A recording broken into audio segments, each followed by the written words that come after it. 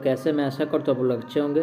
तो चलिए दोस्तों आज बात करेंगे यानी कि सिंक्रोनस मोटर के सभी एमसीक्यू को करेंगे जो एग्जाम में बार बार पूछा जाता है और इस बार पेपर में आने की संभावना है। तो चलिए टाइम गंवाए हुए सबसे पहला प्रश्न से स्टार्ट करते हैं। अगर आप लोग नए हैं तो चैनल को सब्सक्राइब करके वीडियो को जरूर शेयर कीजिएगा अपने दोस्तों तक। तो चलिए आज का सबसे पहला प्रश्न दिया, इंडक्शन मोटर की तुल्यकालिक गति और वास्तविक गति के बीच के अंतर को डॉटेड कहा जाता है। ठीक है, यानी कि तुल्यकालिक गति का मतलब क्या हो, यानी कि एनएस, और माइनस में क्या कह रहा है यानी कि वास्तविक गति, ये क्या हुआ एन यानी कि एन आर हुआ।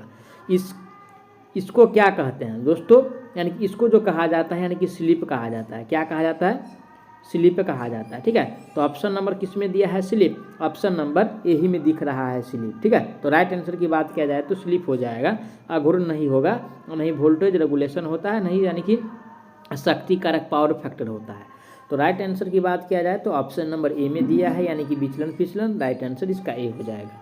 अब चलिए आज का अगला प्रश्न दिया हुआ है, यानी कि एक 3 फेज 4 पोल 50 हर्ज वाली तुल्यकालिक मोटर की तुल्यकालिक गति कितनी होती है। तो देखिए सबसे पहले यानी कि P बराबर कितना दिया है, P बराबर 4 दिया है और F बराबर कितना दिया है तो 50 दिया है। हमको निकालना क्या है, तुल्यकालिक गति। तो NS क्या है, तुल्यकालिक गति। तो इसका फॉर्मूला होता है 120 गुने F। तो F का मान कितना है तो 50, डायरेक्ट हम बैठा रहे हैं दोस्तों, और बट्टा में पुल की संख्या होता है। तो पुल की संख्या कितना है तो 4 दिया है। अब इसको काटिएगा तो यानी कि 30 चौका 120 और 5 या 15 यानी कि 1500, इसको गुना करने के बाद आ रहा है, यानी कि 1500 ये क्या है तो RPM है। ठीक है, RPM है। तो ऑप्शन नंबर किस में दिया है 1500 RPM, ऑप्शन नंबर बी में दिया है। राइट आंसर की बात किया जाए दोस्तों तो ऑप्शन नंबर यानी कि बी सही हो जाएगा। अब चलिए आज का अगला प्रश्न दिया हुआ है, यदि एक तुल्यकालिक मोटर अति उत्तेजित एक्साइटर होकर चल रहा है तो शक्ति कारक क्या होगा। ठीक है, अगर अति उत्तेजित से चल रहा है तो यानी कि शक्ति कारक की अगर बात किया जाए तो क्या होगा, ऑप्शन यानी कि क्वेश्चन में पूछ रहा है यानी कि शक्ति कारक क्या होगा। ठीक है, तो चलिए ऑप्शन ए में कह रहा है अग्रगामी होगा, बी में कह रहा है इकाई होगा, सी में कह रहा है पश्चगामी होगा, डी में कह रहा है यानी कि शून्य होगा। ठीक है, तो अगर अति उत्तेजित है, ठीक है ना, ओवर एक्साइटेड है, अगर ओवर एक्साइटेड के केस में है, ठीक है, ओवर एक्साइटेड के केस में है तो इसका जो यानी कि शक्ति गुणांक यानी कि अग्रगामी पे ये वर्क करता है। किस पे, अग्रगामी पे। ऑप्शन नंबर किस में दिया है, ए में दिया है। राइट आंसर ए हो जाएगा। अब चलिए आज का अगला प्रश्न दिया है, तुल्यकालिक मोटर में शुरुआती वाला घूर्ण प्रदान करने और चाल दोनों हंटिंग प्रभाव को रोकने के लिए क्या प्रयोग किया जाता है। ठीक है, तो ऑप्शन ए में किया डैम्पर वाइंडिंग का, बी में कह रहा है यानी कि रनिंग वाइंडिंग का, सी में कह रहा है यानी कि डैम्पर वाइंडिंग का, और डी में कह रहा है स्टार्टिंग वाइंडिंग का, और ए में जो दिया है बैक पिच वाइंडिंग है। ठीक है, तो दोस्तों हंटिंग प्रभाव को कम करने के लिए और टॉर्क को प्रदान करने के लिए यानी कि डैम्पर वाइंडिंग का उपयोग किया जाता है। किसका, यानी कि डैम्पर वाइंडिंग का। ऑप्शन नंबर किस में दिया है, डैम्पर वाइंडिंग। ऑप्शन नंबर यानी कि ऑप्शन नंबर सी में दिया है। राइट आंसर यानी कि सी हो जाएगा। कौन सा, सी हो जाएगा। ठीक है, अब चलिए आज का अगला प्रश्न पे चलते हैं। अगला प्रश्न दिया यानी कि पोनी मोटर का प्रयोग करना डॉटेड के लिए एक स्टार्टिंग विधि है। तो दोस्तों यानी कि पोनी मोटर का जो उपयोग करते हैं वो सिंक्रोनस मोटर में को स्टार्ट करने के लिए यानी कि इसको स्टार्ट करने के लिए इसका उपयोग किया है। तो ऑप्शन नंबर किस में दिया है, सिंक्रोनस मोटर। ऑप्शन ए में दिया है यानी कि यूनिवर्सल मोटर, इसका उपयोग करते नहीं। बी में दिया सिंक्रोनस मोटर।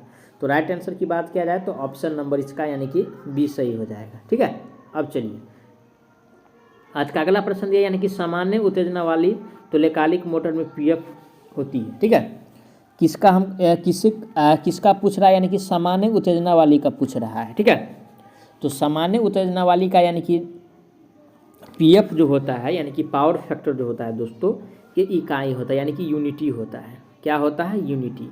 ऑप्शन नंबर किस में दिया है, यूनिटी यानी कि एक अंक। ऑप्शन नंबर सी में दिया है। राइट आंसर इसका यानी कि सी हो जाएगा। अब चलिए आज का अगला प्रश्न दिया, तुल्यकालिक मोटर डॉटेड है। तो ऑप्शन ए में कह रहा है यानी कि स्वः परिवर्तित नहीं है, बात तो सही है। बी में कह रहा है दृश्य धारा मोटर है, नहीं भाई एसी और डीसी दोनों पे चलता है। सी में कह रहा है स्वतः परिवर्तित मोटर है, नहीं, यानी कि सार्वत्रिक मोटर है, ऐसा भी नहीं। तो राइट आंसर की बात किया जाए स्वतः यानी कि परिवर्तित नहीं होते यानी कि सेल्फ स्टार्टिंग नहीं है। तो राइट आंसर की बात किया जाए तो ऑप्शन नंबर ए हो जाएगा। अब चलिए आज का अगला प्रश्न दिया यानी कि 50 हर्ज प्रतिवर्ती धारा पर चलने वाली 4 पोल तुल्यकालिक मोटर के लिए शाफ्ट की घूर्णन गति क्या होगा।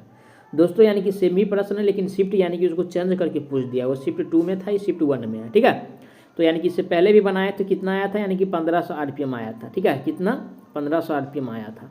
तो ऑप्शन नंबर किस में दिया है, ऑप्शन नंबर सी में दिया है। राइट आंसर की बात किया जाए तो ऑप्शन सी हो जाएगा। अब चलिए आज का अगला प्रश्न दिया है, यानी कि तुल्यकालिक मशीनों में अवमंदक कुंडली डॉटेड के तहत संतुलित 3 फेज वोल्टा बनाए रखती है।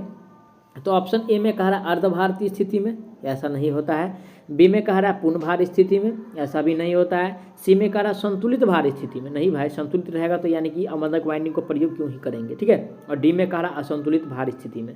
तो राइट आंसर की बात किया जाए तो ऑप्शन नंबर यानी कि डी हो जाएगा। ठीक है, असंतुलित के लिए इसका जो है असंतुलित भार की स्थिति के तहत जो है अवमंदक कुंडली का वोल्टा बनाए रखता है। तो राइट आंसर की बात किया जाए तो ऑप्शन नंबर डी हो जाएगा। अब चलिए आज का अगला प्रश्न दिया है, यानी कि तुल्यकालिक मोटर का प्रयोग डॉटेड के लिए किया जाता है। तो ऑप्शन ए में कह रहा है यानी कि एलिवेटर में कह रहा है, बी में कह रहा है लिफ्ट में, सी में कह रहा है वोल्टा नियमन शक्ति गुणांक सुधार में, और डी में कह रहा है यानी कि सकर्षण में। ठीक है, तो यानी कि सिंक्रोनस मोटर का जो उपयोग करते हैं दोस्तों, यानी कि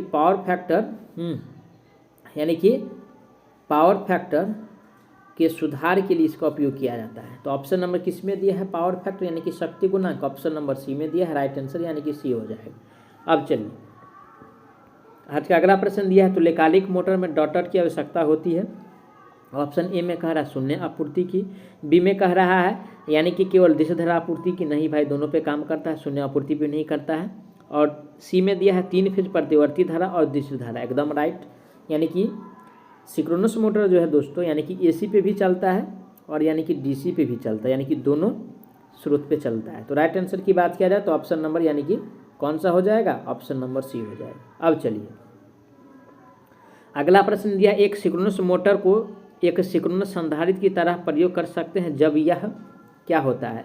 ऑप्शन ए में कह रहा है अंडर एक्साइटेड, बी में कह रहा है ओवर एक्साइटेड, सी में कह रहा है अंडर लोडेड और डी में कह रहा है ओवरलोडेड। ठीक है, तो राइट आंसर की बात क्या है दोस्तों, अगर ओवर एक्साइटेड है तब इसका यानी कि प्रयोग सिंक्रोनस संधारित्र की तरह कर सकते हैं। ठीक है, तो राइट आंसर की बात किया जाए तो ऑप्शन नंबर बी सही हो जाएगा। अब चलिए आज का अगला प्रश्न दिया हुआ है, एक सिंक्रोनस मोटर को एक सिंक्रोनस संधारित्र की तरह प्रयोग कर सकते हैं जब यह होता है। सेम ही क्वेश्चन से दोस्तों, तो इसको यानी कि स्किप करके आगे बढ़ते हैं। अगला प्रश्न दिया है, तुल्यकालिक मोटर शुरू करने के लिए किस विद्युत आपूर्ति की आवश्यकता होती है। तो दोस्तों यानी कि सिंक्रोनस मोटर जो होता है यानी कि एसी का भी आवश्यकता होता है चालू करने के लिए और डीसी का भी होता है। ठीक है, डीसी यानी कि फील्ड वाइंडिंग को दिया जाता है और एसी जो है यानी कि को दिया जाता है। ठीक है, तो राइट आंसर की बात किया जाए तो एसी और डीसी दोनों हो जाएगा। तो ऑप्शन नंबर किस में दिया है, एसी और डीसी दोनों, ऑप्शन नंबर सी में दिया है। राइट आंसर सी हो जाएगा। अब चलिए आज का अगला प्रश्न दिया है, यानी कि 4 पोल 50 हर्ट्ज समकालिक तंत्र निम्नलिखित में से किस शक्ति गुणांक पर कार्य करेगा। ठीक है, तो फिर वही है लेकिन ये DMRC यानी कि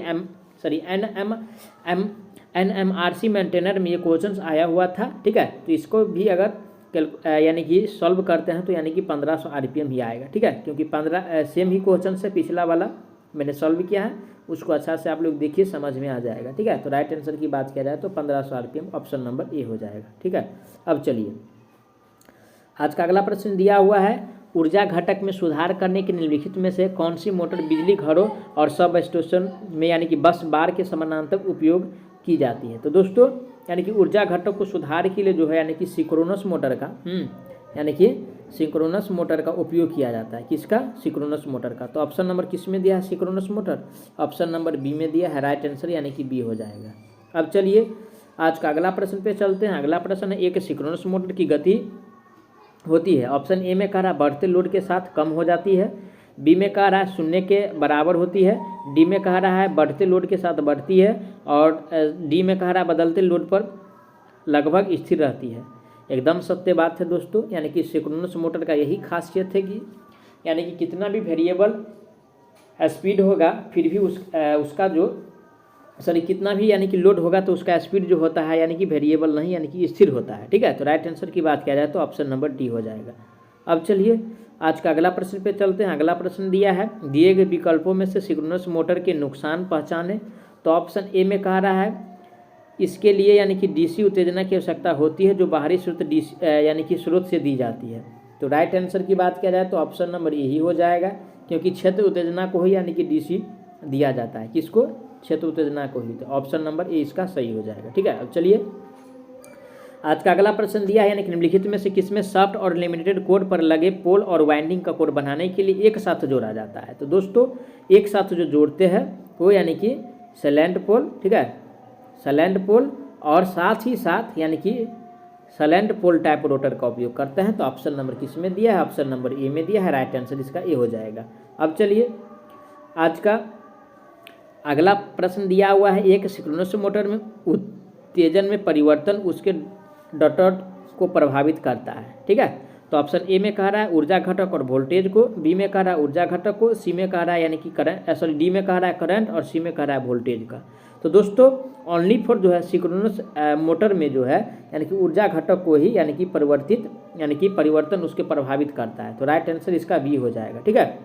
मैं आशा करता हूँ आप लोग अच्छा से समझे होंगे। अगर कोई प्रकार का डाउट है तो प्लीज़ कमेंट बॉक्स में कमेंट करके ज़रूर बताएं, और चैनल को सब्सक्राइब करना ना भूलें, क्योंकि आगामी दिनों में इतना कंटेंट मैं लाऊंगा, इतना अच्छा कंटेंट दूंगा, शायद ही आपको पेड कोर्स में मिलेगा।